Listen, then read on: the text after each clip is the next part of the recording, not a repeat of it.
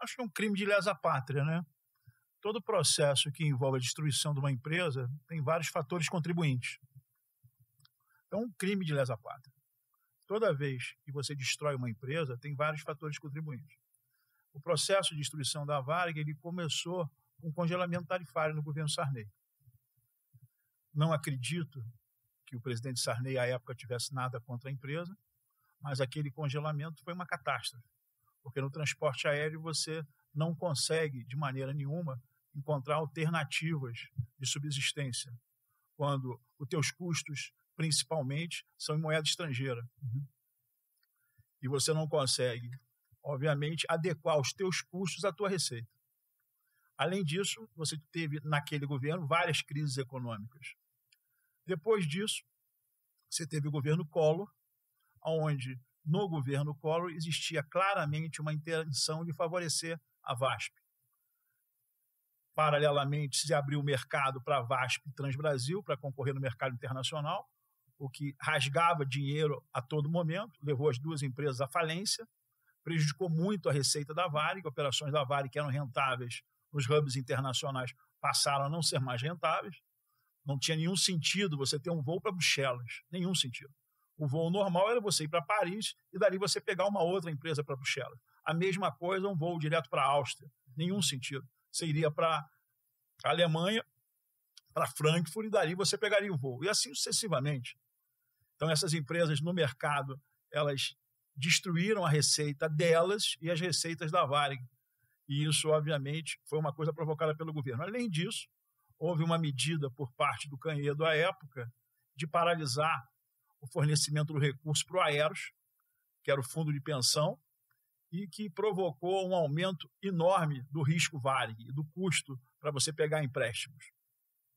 É importante esclarecer que o fundo Aeros ele não foi criado pela Varig, ele foi criado pelo governo, na época o governo militar, o ministro era o Délio Jardim de Matos, à época, quando houve essa estruturação, e ele tinha um objetivo a garantir a segurança de voo, de tal forma que os comandantes pudessem ter uma complementação salarial e não ficarem totalmente destruídos economicamente após o processo de aposentadoria, porque eles têm idade limite de aposentadoria. Uma história bem complexa que aparece dentro do documentário. E tinha algum envolvimento do BNDES nessa história? Não tinha nenhum envolvimento inicialmente do BNDES. O BNDES só entra de maneira mais significativa no governo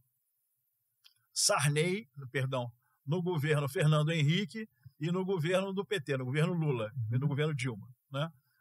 Processos que envolvessem o BNDES, na verdade, estão ligados muito mais ao governo Fernando Henrique e ao governo Lula.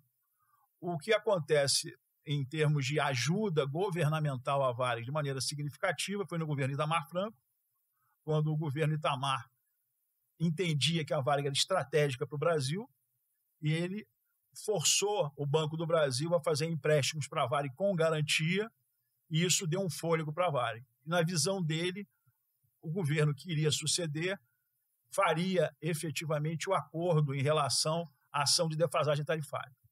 É bom lembrar que quando a Varig faliu, ela tinha um ativo contingencial de aproximadamente quase 30 bilhões de reais.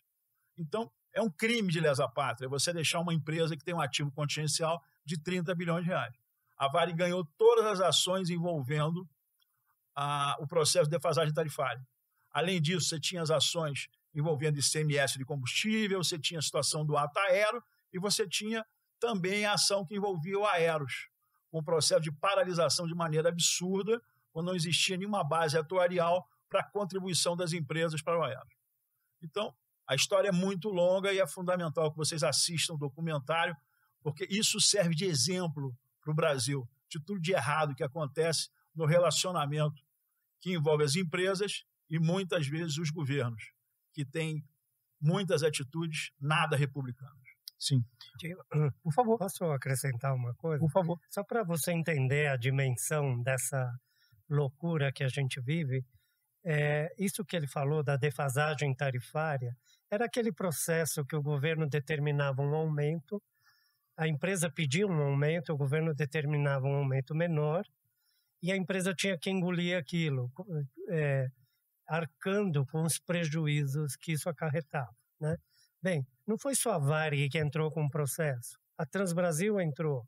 E teve um momento que a Transbrasil ganhou a ação por um julgamento do STF. Ele ganhou e recebeu. Mas quando a Varig, o processo dela foi ser julgado no STF, a ministra Carmen Lúcia, indicada aí pelo PT, ela sentou em cima dessa ação por 2 anos antes de dar uma sentença, sendo que já havia uma jurisprudência anterior da própria corte de dar essa restituição para uma outra empresa aérea, que era a Transbrasil, que acabou falindo, né? Então, para você ver como são vários pesos e poucas medidas, né? Sempre vitimando a Varig em detrimento sendo que outras recebiam o que a Varig não recebia. Eu só gostaria de complementar que, na verdade, no caso da defasagem, não existia nenhum aumento menor. Não era permitido ter nenhum aumento nas passagens. Uhum. A Varig queimou bilhões para se manter viva durante esse processo, onde ela operava no prejuízo, imaginando que um dia ela seria ressarcida. Queimando dinheiro, né? Queimando dinheiro para sobreviver, porque ela acreditava no Brasil. Sim.